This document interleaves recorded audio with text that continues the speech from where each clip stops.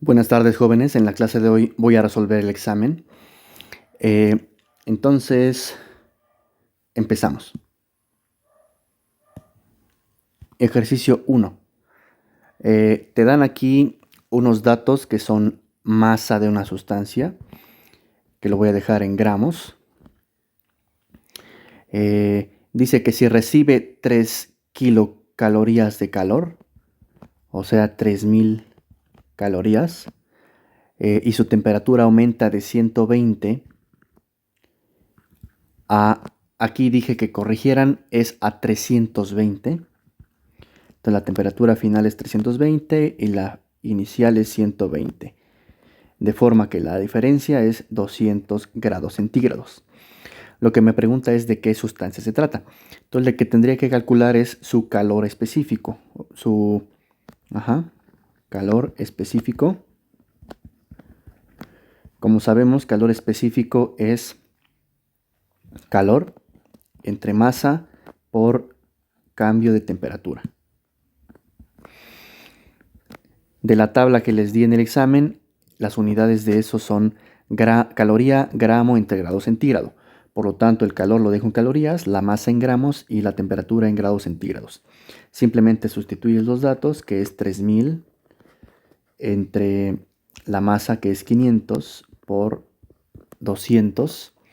Y el resultado que obtienes es 0.03. Viendo en la tabla, se parece mucho al mercurio.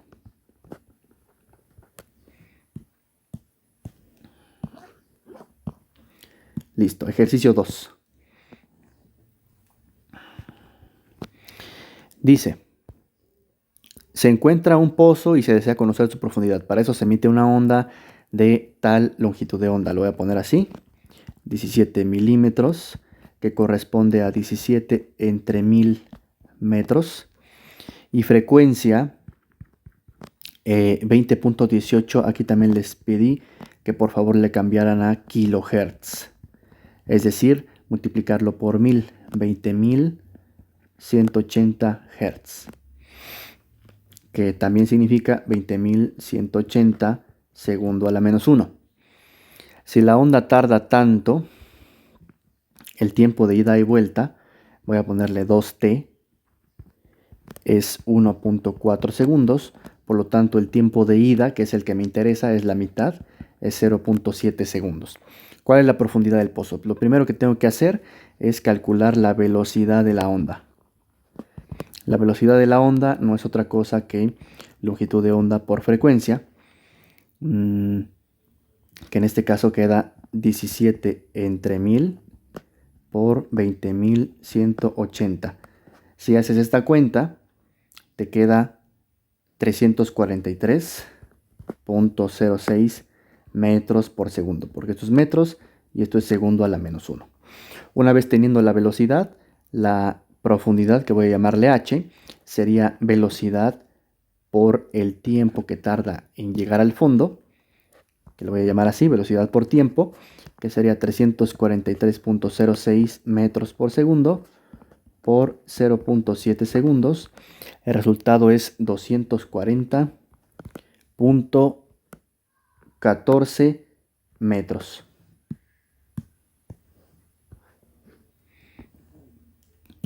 Muy bien, siguiente ejercicio, 3.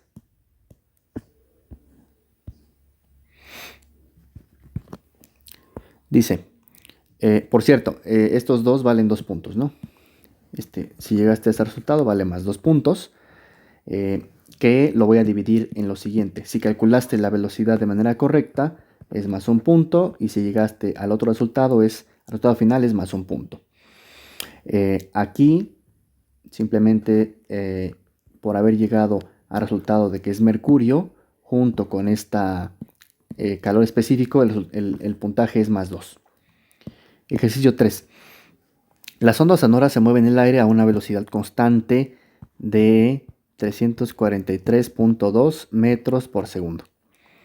Si una onda sea una onda sonora con longitud de onda lambda y frecuencia f, si su longitud de onda se disminuye a lambda entre 2, si si cambias a lambda entre 2, ¿qué sucede con la frecuencia? ¿La frecuencia aumenta o disminuye? Bueno, de aquí, como la velocidad debe ser constante, la velocidad que se define como lambda por frecuencia, me da este número. Si en lugar de esta longitud de onda pones lambda entre 2,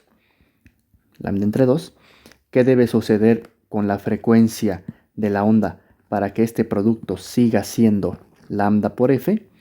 Pues lo que debe ocurrir es que la frecuencia aumenta al doble. Entonces es una forma de verlo, ya que si divides entre 2, cuando multiplicas por 2, ese producto de esas cantidades sigue dándote lambda por f. Por lo tanto, el producto de la frecuencia, la longitud de onda a la mitad por el doble de la frecuencia, te seguirá dando 343.2 metros por segundo. Por lo tanto, la respuesta es: la frecuencia aumenta al doble.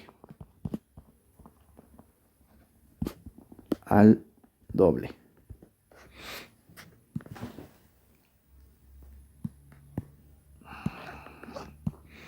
Siguiente. 4. Dice, ¿a qué distancia deben estar separadas dos cargas? Carga 1 de 2 microcoulombs, que sería 2 por 10 a la menos 6 coulombs. Y carga 2, que es 3 microcoulombs, o sea, 3 por 10 a la menos 6 coulombs. Para sentir una fuerza de atracción electrostática de 0.0098 newtons. Lo único que tienes que hacer es sustituir estos datos en la fórmula de fuerza electrostática, que es constante eléctrica, carga 1, carga 2, entre distancia al cuadrado. Entonces, cuando sustituyes, 0.098 es igual a 9 por 10 a la 9, por 2 por 10 a la menos 6, por 3 por 10 a la menos 6, entre d cuadrada. Si despejas d cuadrada vas a obtener dos valores, más y menos 2.34. Por lo tanto, la distancia de separación debe ser 2.34 metros.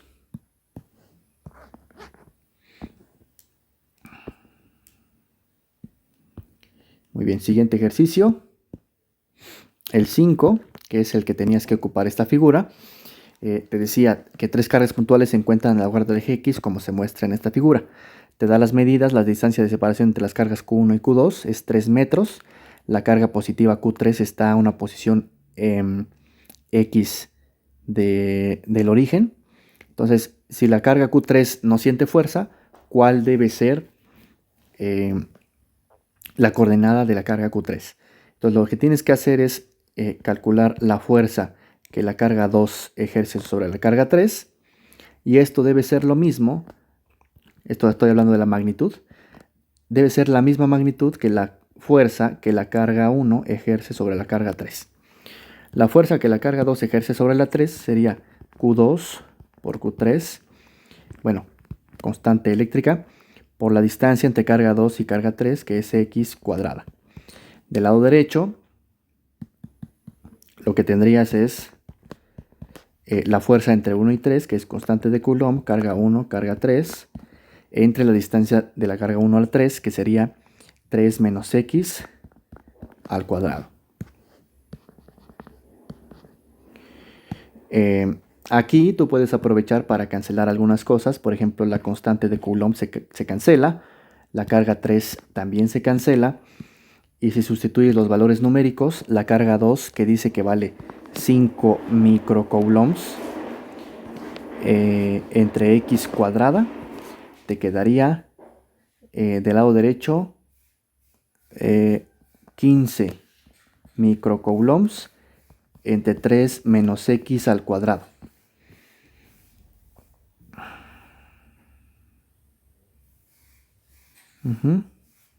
Por lo tanto, los microcoulombs también los puedes cancelar, microcoulombs, y cuando pasas esta cantidad multiplicando al 5 y este X cuadrada multiplicando al 15, obtienes lo siguiente. 5 por 3 menos X al cuadrado es igual a 15 por X cuadrada. desarrollas esta cantidad y te queda 5 por 9 menos 6x más x cuadrada es igual a 15x cuadrada. O bien, pasando todo a la derecha, quedaría 15 menos 5x cuadrada, o sea, 10x cuadrada. 6 por 5, 30, se vuelve más 30x. 5 por 9, 45 negativo, es igual a 0. Si resuelves esta ecuación, vas a obtener dos valores. El 1.09 metros y menos 4.09 metros. La respuesta físicamente aceptable sería la primera.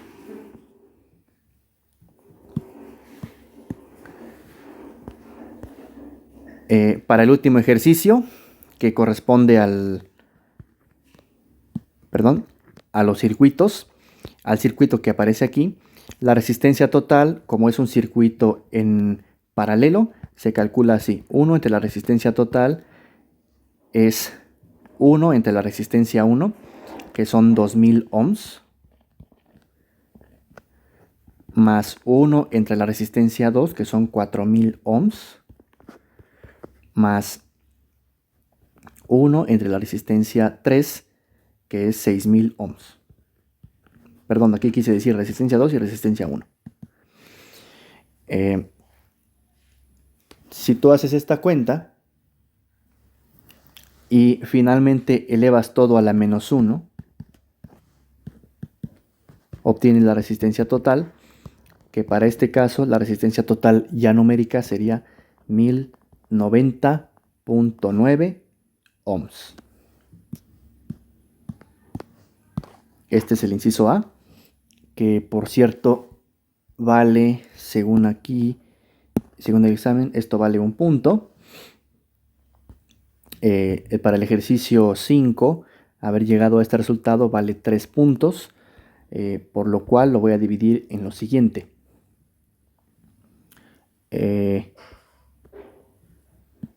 Primero, que hayas escrito la condición vale 1 punto. Que hayas llegado a esta ecuación vale otro punto. Y que hayas llegado al resultado vale otro punto. Finalmente, para el 6, el inciso B me dice cuál es la corriente que atraviesa cada resistencia. Como tú ya tienes la resistencia y tienes el voltaje, y como el voltaje total es el mismo para cada uno de los componentes en un circuito en paralelo, entonces ya conoces el voltaje que atraviesa cada resistencia. Lo único que te falta es hacer la división, o sea, usando la ley de Ohm. En este caso, tenemos que, como ley de Ohm, la ley de Ohm dice que el voltaje es resistencia por corriente, por lo tanto la corriente es voltaje entre resistencia. Entonces la corriente que atraviesa la resistencia 1 es el voltaje total entre la resistencia 1, que sería 120 entre 2000 ohms, volts, ohms. El resultado te va a quedar en amperes y en este caso es 0.06 amperes. La corriente que atraviesa la segunda resistencia sería el voltaje sobre la resistencia 2, o sea, 120 volts entre 4000 ohms. Sería 0.03 amperes. Y la corriente que atraviesa la resistencia 3 sería voltaje entre la resistencia 3, o sea, 120 volts entre 6000 ohms. El resultado es 0.02 amperes. En este caso, este inciso B vale 2 puntos, para lo cual un punto es haber reconocido que la fórmula es voltaje entre cada una de las resistencias, y el segundo punto se obtendría si obtuviste los resultados numéricos correctos. Con esto termino la clase de hoy. Sus calificaciones les voy a ir mandando sus calificaciones en estos días. La fecha límite tengo entendido que es la próxima semana, así que tengan un poco de paciencia y les avisaré cuando ya estén listas sus calificaciones para aclarar las dudas pertinentes. Reciban un cordial saludo.